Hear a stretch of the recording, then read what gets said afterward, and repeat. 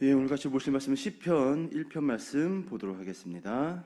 구약 성경 805페이지 시편 1편입니다. 예, 구약 성경 805페이지입니다. 예, 한 절씩 교도하도록 하겠습니다. 복 있는 사람은 악인들의 꾀를 따르지 아니하며 죄인들의 길에 서지 아니하며 오만한 자들의 자리에 앉지 아니하고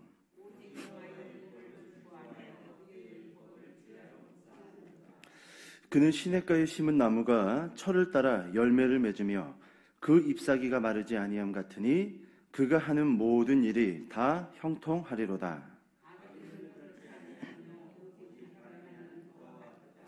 그러므로 악인들은 심판을 견디지 못하며 죄인들이 의인들의 모임에 들지 못하리로다. 악인들의 길은 망하리로다. 아멘. 예, 오늘은 한 가지 질문을 던지고 그 질문을 쫓아서 좀 설교를 이어가 보도록 하겠습니다. 질문은 이겁니다. 누가 복 있는 사람인가? 누가 복 있는 사람인가? 한 두 가지로 좀 정리를 해볼게요. 첫 번째, 죄 짓지 않는 사람이 복 있는 사람입니다. 누가 복 있는 사람인가? 죄 짓지 않는 사람이 복 있는 사람이다. 우리 다시 한번 1절 말씀 읽어볼까요? 1절. 자, 시작.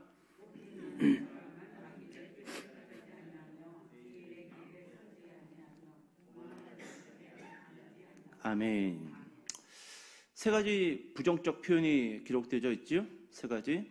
악인의 꾀를 따르지 아니하며, 그리고 죄인의 길에 서지 아니하며, 오만한 자들의 자리에 앉지 아니하고. 세 가지 부정적 표현이 기록되어져 있습니다. 대표로 맨 처음에 기록되어져 있는 악인들의 꾀, 이거 하나만 살펴보겠습니다. 세 개가 하나예요. 연결됩니다. 나쁜 생각하면 나쁜 짓 하고, 나쁜 짓 하다 보면 그 자리에 앉게 되고, 같은 거예요. 그래서 앞에 것만 보면은 뒤에 건 볼 거 없어요. 쭉 연결돼서 가는 악인들의 인생사입니다. 악한 자들의 모습이에요. 악한 생각을 하니 당연히 악한 길에 있는 거고, 악한 길에 있다 보니 그 자리에 앉게 되는 거고, 마찬가지죠. 여러분, 처음에 등장된 악인들의 꾀, 이거 하나만 살펴볼게요. 자, 이 악인이라는 단어를 히브리어로 이 단어를 찾아보면 한번 따라해 봅시다. 잠도 좀 깰 겸. 라쏴. 예, 아싸가 아니에요. 라쏴. 이게 악인이라는 히브리어 단어예요. 여러분이 악인 하면 딱 떠오르는 게 뭐예요? 우리는 뭐 특별히 뭐 나쁜 짓 하는 사람들, 뭐 악한 짓 하는 사람들, 뭐 강간을 한다든지, 뭐 도둑질을 한다든지, 뭐 전 아내를 쫓아가서 뭐 살해를 한다든지, 뭐 우리는 이 정도로 생각을 할 건데, 이 라사라는 이 히브리어 단어는요, 이 어떤 이 악인인가 이거예요. 하나님을 떠나 있는 모든 죄인들을 뜻하는 악인입니다. 특별히 어떤 특정한 악독한 짓을 해서 그런 악인들이 아니라, 아직 예수를 믿지 않고 성령을 받지 못함으로 인하여 교회 공동체 안으로 들어오지 못한 세상의 그 사람들을 뭐라고 표현하고 있다고요? 라쏴. 오늘 개역 개정에서는 그 사람들을 악인이라 그렇게 이야기를 하고 있다라는 거예요. 자, 그러면은 아직 교회 공동체로 들어오지 못한 라사, 그리스도를 믿지 못하고 성령을 받지 못한 그 라사, 악인들, 교회 공동체로 들어오지 못한 그 악인들, 이번 그들은 어떤 특징들을 가지고 있을까요? 우리 로마서 말씀 한번 찾아볼까요? 예, 죄송하지만 로마서 1장 21절부터 23절까지 말씀을 좀 넘어가 봅시다. 로마서 1장 21절부터 23절.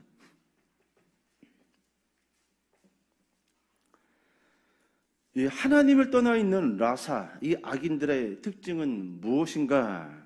21절부터 23절까지 같이 한번 읽어볼게요. 시작. 하나님을 알되 하나님을 영화롭게도 아니하며 감사하지도 아니하고 오히려 그 생각이 허망하여지며 미련한 마음이 어두워졌나니 스스로 지혜 있다 하나 어리석게 되어 썩어지지 아니하는 하나님의 영광을 썩어질 사람과 새와 짐승과 기어다니는 동물 모양의 우상으로 바꾸었느니라. 아멘.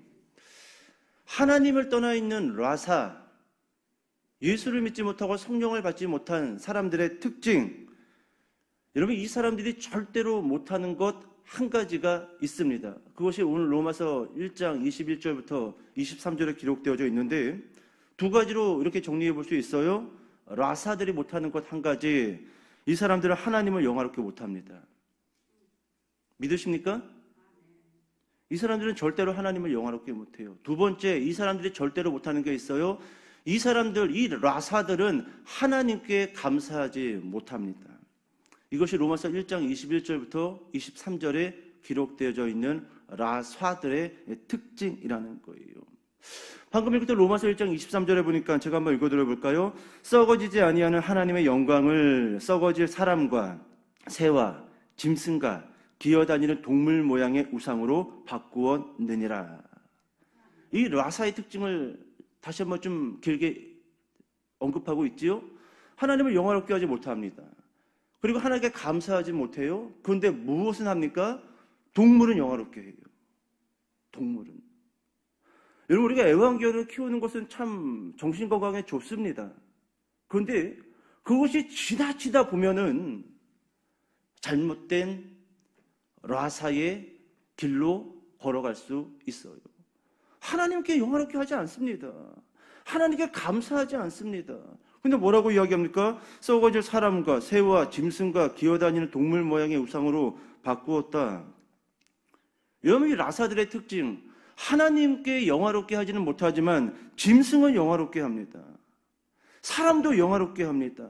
하지만 뭘 못해요? 하나님만은 영화롭게 하지 못한다라는 것이지요. 이렇게 정리해 볼까요? 라사들의 강력한 특징, 악인의 꾀는 있어도 하나님의 꾀는 없다라는 거예요. 하나님께 영화롭게 하는 거, 그거 하나는 못합니다. 그냥 다 해요. 동물도 영화롭게 하고, 내가 키우는 뭐 도마뱀이나 뭐 강아지나 뭐 고양이나 어찌나 애지중지 영화롭게 하는지 뭐 난리법석입니다. 근데 하나님께 영화롭게 하지 못한다. 악인의 꾀는 있어도 하나님의 꾀는 없다라는 것이죠. 여러분, 꾀라는 단어가 기록되어져 있죠. 꾀. 이 히브리어 단어를 보면은 이것도 한번 따라해 볼까요? 애자예요. 애자. 꾀. 뜻이 뭐냐면 계획, 목적입니다. 계획, 목적. 하나님을 영화롭게 하는 계획, 하나님을 영화롭게 하는 목적, 이게 있어요, 없어요? 이 사람들은 없다라는 거예요. 어떻게 하면 내가 내 인생을 하나님을 영화롭게 할까? 우리는 그런 생각 하잖아요. 그죠? 이사를 하더라도 어떻게 하면 좀 교회 주변으로 올까? 어떤 1년의 스케줄을 짜더라도 교회의 스케줄에 맞춰서 요날 이 가을 10월 달에 우리 가족, 우리 코로나도 끝나서 어디 해외여행 가려고 했는데 체육대회가 있네? 이날 가면 안 되지. 11월 달로 여보 연기합시다. 이게 보통 우리들의 생각이지요. 그런데 악인들, 라사의 특징을 가지고 있는 이 사람들은요, 이와 같은 계획과 목적을 못 세웁니다. 가도 꼭 교회 행사에 있는 날에 가고, 가도 꼭 교회 수련회 있는 날만 골라가지고 가족여행 출발하고, 가도 꼭 주의를 끼고 가고. 우리는 그래요, 안 그래요? 될 수 있으면 주의를 피해서 가려고 하고, 될 수 있으면 교회 행사를 비껴서 뭔가 계획을 세우고 목적을 세우는데, 이 라사, 악인들은 그러한 모습을 가지고 있지 않다라는 거예요. 그러니까 여러분, 하나님을 영화롭게 하는 계획과 목적, 이것이 빠져있는 모든 계획과 목적은 어떤 꾀일까요? 어떤 애자예요? 악인의 꾀라는 거예요. 악인의 꾀. 어떤 누구를 죽여가지고 악인의 꾀가 아니고, 누구의 어떤 물질을 강탈해가지고 악인의 꾀가 아니고, 하나님을 영화롭게 하는 목적과 계획이 없는 모든 계획과 목적은 어떤 꾀라는 거예요? 악인의 꾀라는 겁니다. 자, 그렇다면 기독교인이라 할지라도 하나님을 영화롭게 할 이 계획과 목적이 없다라고 한다면 이 사람 의인이에요? 악인이에요? 악인이에요. 이게 그리스도인들에게 나타나는 강력한 특징이에요. 하나님을 영화롭게 할 목적과 계획이 없다라고 한다면, 비록 그 사람이 교회에 출입하고 예배를 드리고 종교라는, 기독교라는 세 글자를 또박또박 적는다 할지라도 이 사람은 의인이 아니라 악인이라는 것입니다. 하나님을 떠나 있는 악인, 중생하지 못한 사람이고 물과 성령으로 새롭게 되지 못한 사람이라는 것이지요. 여러분, 이런 사람들이 하는 모든 꾀, 그리고 그 꾀를 쫓아서 하는 모든 것은요, 죄인의 길이고 오만한 자의 자리에 앉아 있을 수밖에 없다라는 것이지요. 여러분 보세요. 복 있는 사람, 이 복 있는 사람은요, 저는 이 청년 때부터 좀 그런 질문이 있었어요. 시편 1편 워낙 유명하잖아요. 암송대에도 많이 있고. 그래서 항상 드는 이 물음표가, 이 사람은 무언가를 해서 복 있는 사람이 된 건가? 아니면 복을 소유하고 있는 사람인가? 항상 이 고민이 있었어요. 좀 그것을 밝혀드릴게요. 복 있는 사람은 복을 소유할 사람이 아니라 소유한 사람입니다. 이미 전에. 복을 소유할 사람이 아니라 복을 소유한 사람을 의미해요. 중생한 사람이고 성령의 전이 된 사람이며 생명책에 이름이 기록되어져 있는 사람. 여러분, 이 사람이 복 있는 사람이라는 거예요. 어떻게 하면 하나님을 영화롭게 하는 인생 될까? 어떻게 하면 하나님의 뜻을 따라 살 수 있을까? 복 있는 사람은 이와 같은 계획과 목적이 있는 사람이라는 것이죠.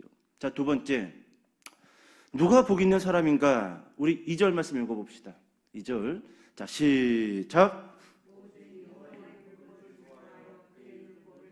묵상하는 도다. 아멘. 두 번째, 누가 복 있는 사람인가? 성경 말씀을 즐거워하는 사람이 복 있는 사람이다. 항상 연말 되면은 목회자들이 입버릇처럼 질문하는 게 있죠. 올해 성경 얼마큼 읽으셨습니까?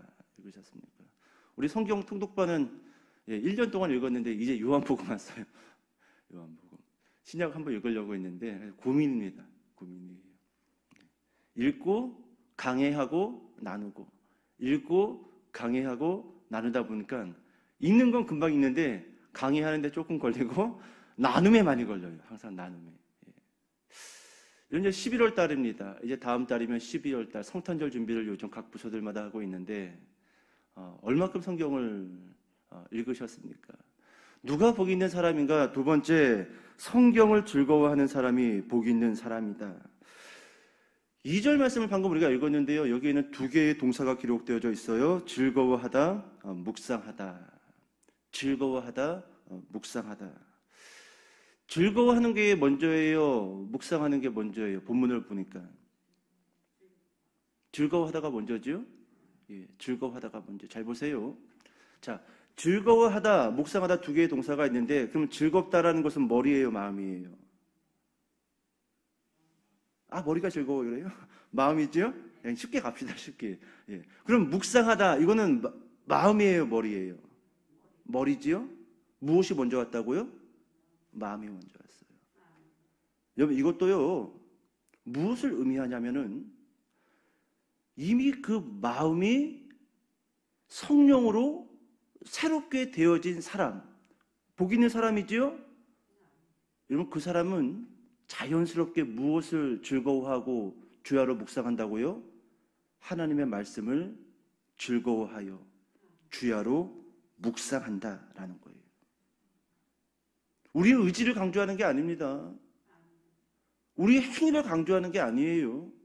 1절도 그렇고 2절도 그렇고 우리가 무엇을 해서 복을 얻어내는 것이 아니라 이미 복이 있는 사람은 악인의 꾀를 따르지 아니하며 죄인의 길에 서지 아니하며 오만한 자들의 자리에 앉지 아니하고 오직 율법을 즐거워하여 주야로 묵상하는도다. 이미 소유한 사람들이에요. 소유한 사람들. 여러분, 4세기의 신학자, 아주 유명한 신학자지요. 아우구스티누스라는 유명한 신학자가 있습니다. 이 사람이 시편 1편을 강의하면서 이런 말씀을 주장했어요. 시편 1편에 복이 있는 사람을 이 사람이 이렇게 주장합니다. 예수 그리스도를 뜻한다라고 단호하게 주장했습니다. 그러면서 이렇게 표현했어요. 아담 이후로 지금까지 시편 1편 1절에 걸맞게 산 사람은 예수 그리스도 말고는 아무도 없다. 시편 1편 1절의 말씀을 가장 완벽하게 산 사람, 예수 그리스도밖에 없다. 복 있는 사람은 예수 그리스도다. 요셉 플렉스라는 신학자가 있습니다. 이 신학자가 20세기 초에 팔레스타인에 들어갔어요. 유대인의 모임. 그 모임 가운데 이 요셉 플렉스라는 신학자가 참가를 했어요. 자, 본인이 연설할 기회를 얻었습니다. 특별히 이 요셉 플렉스라는 신학자는 시편 1편에 대한 이야기를 했습니다. 그리고 시편 1편에 대한 이야기가 마칠 무렵 유대인들에게 이 신학자가 질문을 하나 던집니다. 복 있는 사람은 누구일까요? 유대인들에게 던졌어요. 복 있는 사람은 누구일까요? 이 사람은 동사와 시제를 꼼꼼하게 살펴보면은 절대로 악인들의 꾀를 따르거나 죄인들의 길에 서거나 오만한 자들의 자리에 앉은 적이 결코 없습니다. 이 사람은 전혀 죄가 없는 사람입니다. 복 있는 사람은 누구일까요? 질문을 던졌습니다. 아브라함입니까? 이렇게 물어봤어요, 유대인들에게. 그러자 유대인 한 사람이 대답하기를 아브라함은 아닙니다. 아브라함은 자신의 이 아내를 누이라고 거짓말을 한 인물입니다. 아브라함은 될 수 없습니다. 그러자 요셉 플렉스가 이렇게 질문합니다. 그러면 모세입니까? 모세가 과연 복 있는 사람이 될까요? 그러자 아니라고 유대인들이 대답을 합니다. 모세는 사람을 죽였지 않았습니까? 절대로 복 있는 사람이 될 수 없습니다. 또 질문합니다. 그러면 다윗일까요? 여러분들이 기다리는 다윗 왕, 그의 후손 다윗일까요? 그러자 유대인들이 아니라고 대답을 해요. 다윗은 아니지요. 다윗은 간음죄를 저질렀고 살인죄를 저질렀는데 다윗이 시편 1편 1절에 기록되어져 있는 복 있는 사람이 될 수는 없지요. 자, 잠시 후 여러분 한 유대인이 긴 침묵을 깨고 이렇게 이야기를 합니다. 저는 신약 성경을 믿지 않습니다. 하지만 신약 성경을 서너 번 정도는 읽은 기억은 있습니다. 만약 내가 신약 성경을 성경으로 받아들일 수만 있다라고 한다면 시편 1편 1절에 기록되어져 있는 복 있는 사람이 누구인지에 대해서 저는 말할 수 있을 것 같습니다. 누구지요? 나사렛 예수입니다. 나사렛 예수입니다. 누가복음 24장 44절에 가서 보게 되면요, 예수님이 이렇게 말씀하십니다. 시편에 나를 가리켜 기록된 모든 것이 이루어져야 하리라. 시편이 누구를 기록한 거라고요? 나를. 그리스도 예수를 기록한 것이다. 시편에 기록된 모든 것이 이루어져야 하리라. 이제 좀 설교 좀 정리해 볼까요? 복 있는 사람은 왜 단수로 시작했다가 복수로 맞춰졌을까요? 분명 처음에는 혼자 시작됐지요. 근데 복수로 맞춰집니다. 의인들이. 여러분 성탄절이 이제 한 달 정도밖에 안 남았기 때문에 성탄절에 관련된 두 구절의 말씀을 가지고 읽어드리고 설교를 정리할게요. 누가복음 2장 11절에 이런 말씀이 있죠. 오늘 다윗의 동네에 너희를 위하여 구주가 나셨으니 곧 그리스도 주시니라. 여러분 예수님은 이 땅 가운데 홀로 왔어요. 단수입니다. 그지요? 자, 마태복음 1장 21절 아들을 낳으리니 이름을 예수라 하라. 이는 그가 자기 백성을 그들의 죄에서 구원할 자이심이라 하니라. 혼자 왔습니다. 근데 어떻게 하시겠다고 그러지요? 자기 백성을 구원하겠다. 단수로 시작했지만 어떻게 끝나겠다라는 거예요? 복수로 끝나겠다라는 것이지요. 여러분 복 있는 사람 예수 그리스도를 통해서 우리 또한 복 있는 자리에 그 길을 걷고 있고 그리고 우리가 복 있는 그 자리에 앉아있는 의인들이 되었다라는 것이죠. 자, 마지막으로 시편 1편 3절을 읽어드리고 설교를 마치겠습니다. 그는 시냇가에 심은 나무가 철을 따라 열매를 맺으며 그 잎사귀가 마르지 아니함 같으니 그가 하는 모든 일이 다 형통하리로다. 여러분 시편 1편 3절에 기록되어져 있는 것처럼 여러분들이 무엇을 하든지 간에 복 있는 사람들이 맺는 형통한 열매 맺으시기를 축복합니다. 기도하겠습니다.